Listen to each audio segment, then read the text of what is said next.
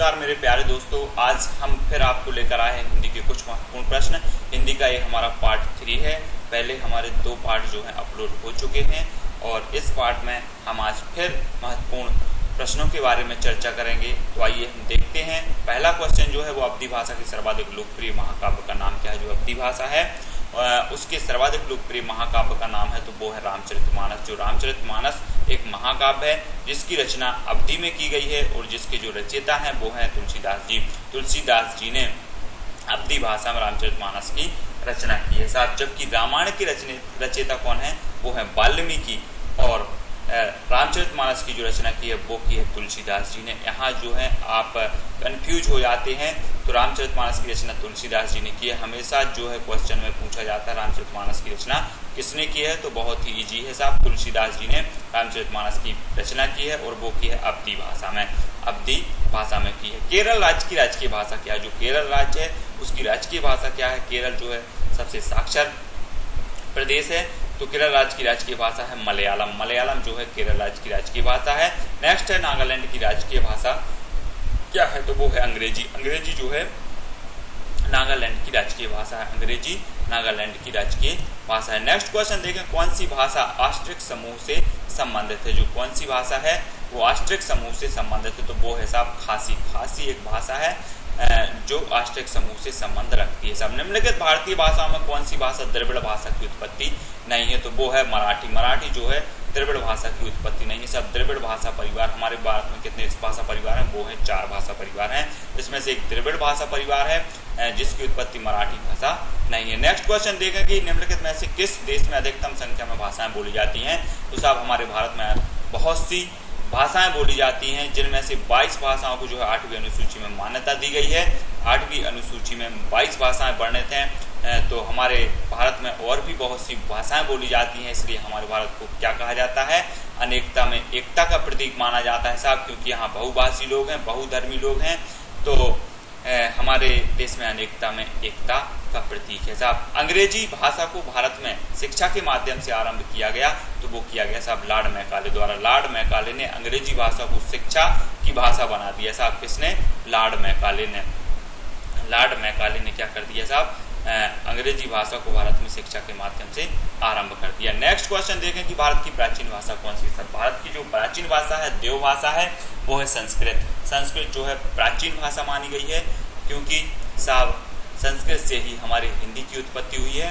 तो संस्कृत क्या है, एक देव भाषा है, जननी भाषा है।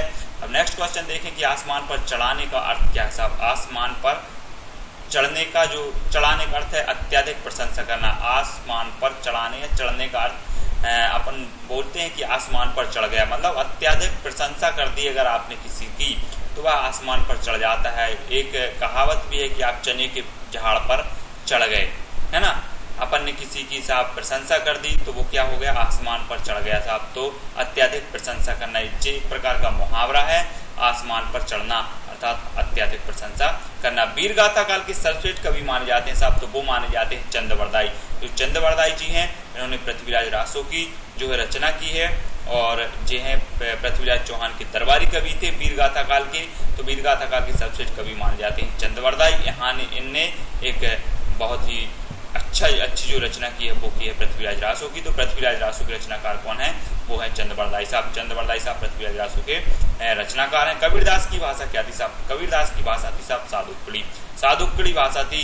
इन्होंने सभी भाषाओं के जो है शब्दों का प्रयोग किया है, इसलिए इनकी भाषा को सादुक्कड़ी और खिचड़ी भाषा भी कहा जाता है। बार बार परीक्षाओं में पूछा जाता है कबीरदास की भाषा कौन सी है, तो वो है सादुक्कड़ी। कभी कभी खिचड़ी भी मतलब इसमें पूछा जाता है, तो खिचड़ी इनकी भाषा थी और सादुक्कड़ी भाषा इन्होंने क्या है साहब, सामाजिक जो कुरीतियाँ थी उनको अपने काव्यों द्वारा बहुत ही अच्छा बनाने की जो है इन्होंने कोशिश की है कि समाज में जो बुराइयां हैं वो मिट जाएं।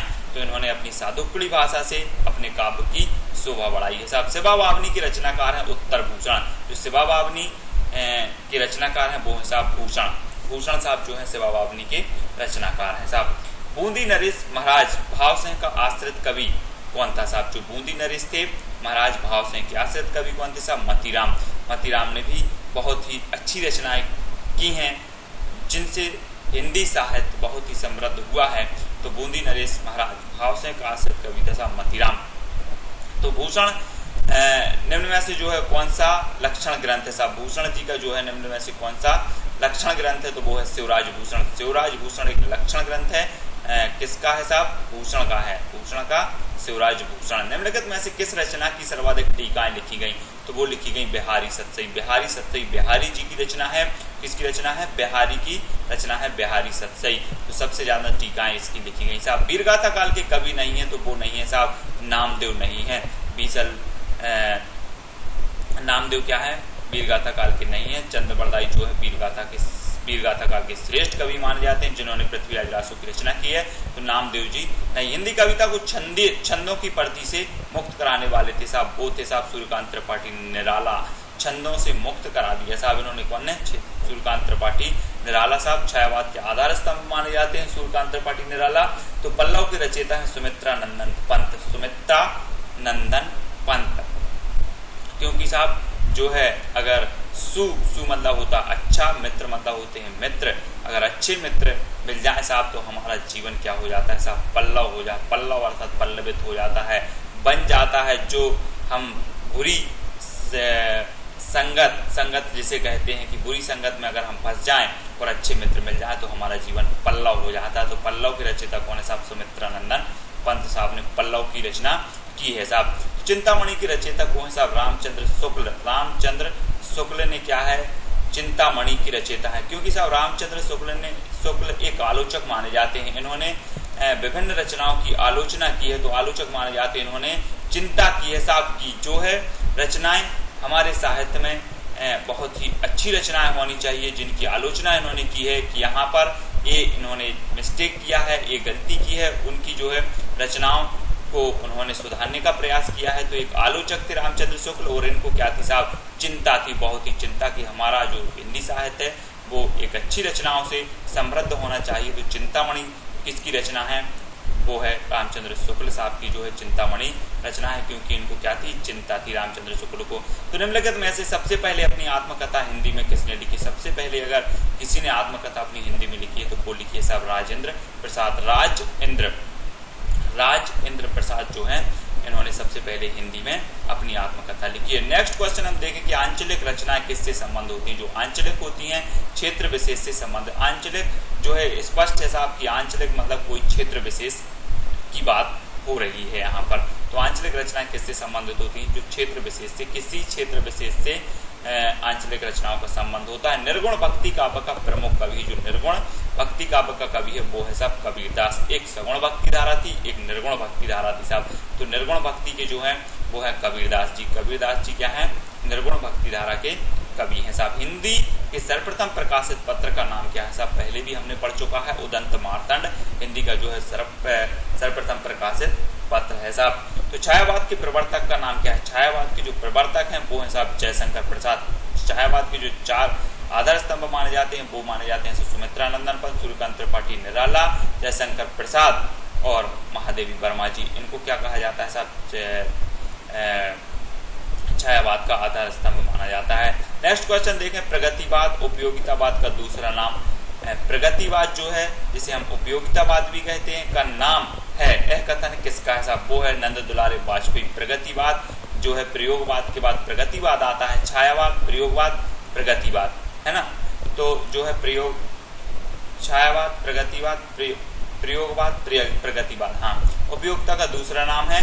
तो नंद दुलारे वाजपेयी ने जो है उपयोगितावाद कहा है साहब प्रगतिवाद को, नंद दुलारे वाजपेयी ने। प्रेमचंद के अधूरे उपन्यास का नाम क्या है? जो प्रेमचंद्र हैं इन्होंने अधूरा उपन्यास जो है इन्होंने छूट गया था और इनकी मृत्यु हो गई थी, तो वो है मंगलसूत्र। मंगलसूत्र की रचना कर रहे थे और उसी समय इनकी क्या हो गई? मृत्यु हो गई। तो ये अधूरा छूट गया, तो अधूरा जो छूटा उपन्यास था वो साहब मंगलसूत्र था साहब।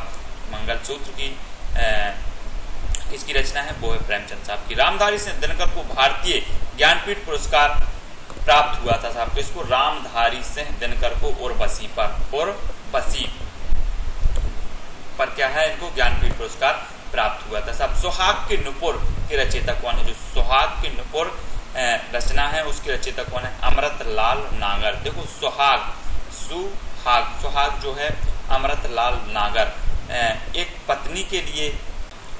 अब हम देखें सुहाग के नुपुर के रचयिता कौन है। सुहाग के नुपुर के रचयिता है अमृतलाल नागर साहब, अमृतलाल नागर। संस्कृति के 4 अध्याय किसकी रचना है। संस्कृति के 4 अध्याय रचना है रामधारी सिंह दिनकर, क्योंकि देखते हैं कि रामधारी सिंह दिनकर जो 4 शब्द हैं, इनके 4 अलग अलग शब्द बने हुए, रामधारी सिंह दिनकर, तो संस्कृति के 4 अध्याय किसकी होगी साहब, रामधारी सिंह दिनकर की। अशोक के फूल निबंध संग्रह के रचनाकार कौन है साहब। अशोक के फूल जो है निबंध संग्रह के रचनाकार कौन है साहब, हजारी प्रसाद द्विवेदी। हजारी प्रसाद द्विवेदी ने, जिन्होंने आदिकाल की संज्ञा दी गई साहब, जो अपना प्रारंभिक काल था, हिंदी के जो विकास का प्रारंभिक काल था उसको आदिकाल की संज्ञा दी है, तो वो दी है साहब हजारी प्रसाद द्विवेदी ने।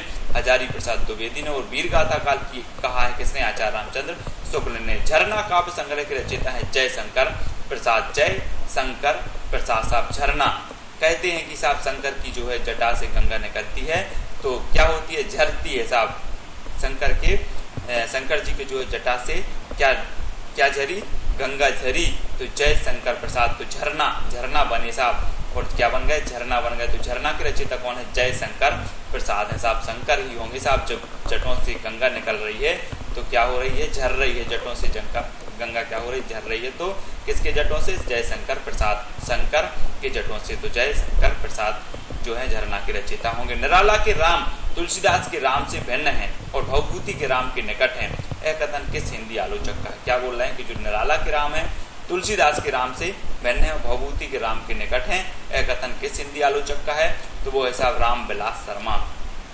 राम विलास शर्मा। और जब राम की बात हो रही तो राम विलास ही होंगे साहब, राम विलास ही इसकी चर्चा करेंगे। राम की शक्ति पूजा में निराला की इन 2 कविताओं का सार तत्व समाहित है। कौन, जागो फिर एक बार और तुलसीदास।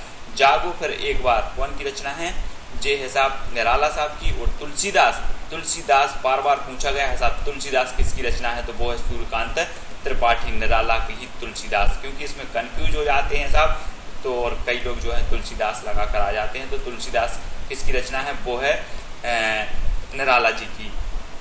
भारत भारती काव्य के रचनाकार है भारत भारती मैथिली शरण गुप्त साहब। भारत भारती जो है इसकी रचना की थी साहब मैथिली शरण गुप्त ने। भारत भारती की रचना किसने की थी, मैथिली शरण गुप्त ने।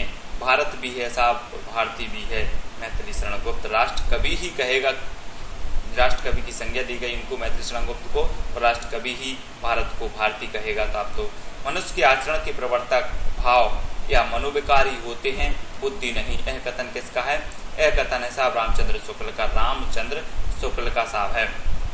रस मीमांसा रस सिद्धांत से संबंधित पुस्तक है। इस पुस्तक के लेखक कौन है साहब, आचार्य रामचंद्र शुक्ल। आचार्य रामचंद्र शुक्ल की एक रचना और है रस मीमांसा। रस मीमांसा, इन्होंने साहब हमेशा ही जो है रस की बात करी है कि हमारे जो हिंदी साहित्य में रस भरी जो है कविताएं होनी चाहिए, रस भरी रचनाएं होनी चाहिए। इन्होंने चिंता की है, तो इनकी एक चिंतामणि है। और फिर इन्होंने क्या सोचा कि जो है रस भरी रचनाएं होनी चाहिए, तो रस मीमांसा। इनके मन को क्या चाहिए था साहब, रस चाहिए था, तो रस मीमांसा रस सिद्धांत से संबंधित पुस्तक है। और इस पुस्तक के लेखक हैं आचार्य रामचंद्र शुक्ल। इन्होंने हिंदी साहित्य की बड़ी ही चिंता की, तो इनकी चिंतामणि। और ये चाहते थे कि रस भरी जो है रचनाएं होनी चाहिए, क्योंकि श्रोता जब पढ़े तो उसके मन में जो है आनंद की अनुभूति हो जाए, जिसे हम रस भी कहते हैं। तो रस मीमांसा जो है किसकी रचना है, वो है आचार्य रामचंद्र शुक्ल की। तो दोस्तों इसी प्रकार से हम आपको जो है क्वेश्चन उपलब्ध कराते रहेंगे, हिंदी साहित्य हो चाहे वो हिंदी भाषा हो, सभी के क्वेश्चन हम आपको उपलब्ध कराते रहेंगे। इससे पहले हम आपको बता देना चाहते हैं कि आप हमारे चैनल को सब्सक्राइब जरूर करें, ताकि आप हमसे सीधे ही जुड़ सकें।